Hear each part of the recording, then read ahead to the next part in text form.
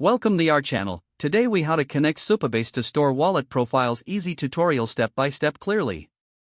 To connect Supabase to store wallet profiles, start by creating a Supabase account. Once logged in, create a new project. Fill in the project name and select a region that works best for you. After creating the project, navigate to the project dashboard.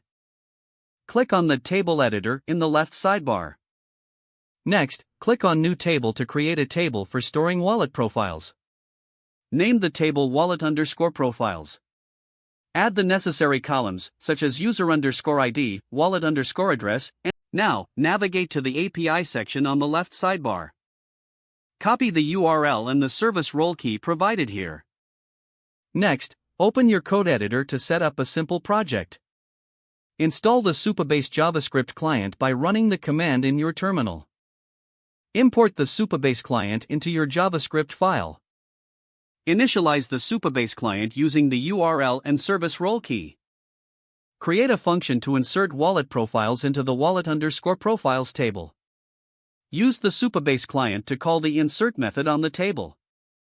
Pass in the wallet profile data you want to store. Make sure to handle any errors by adding a catch block. Next, create a function to fetch wallet profiles from the database. Use the Supabase client to call the select method on the wallet_profiles table. Display the retrieved profiles in your application. Finally, test all functions thoroughly to ensure everything works as expected. You have now successfully connected Supabase to store wallet profiles. If the page does not load, refresh the browser or try again in a private or incognito window. Make sure you are using the correct email address, then retype it carefully to avoid small typos. If your password is not accepted, use the reset option and create a new strong password you can remember. Check your spam folder for verification or security emails, then complete any requested confirmation steps. Enable two-factor authentication if available to improve account security and reduce unauthorized access risk.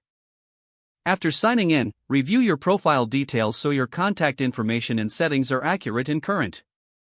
Don't forget to like this video and subscribe to our channel for more step-by-step tech guides.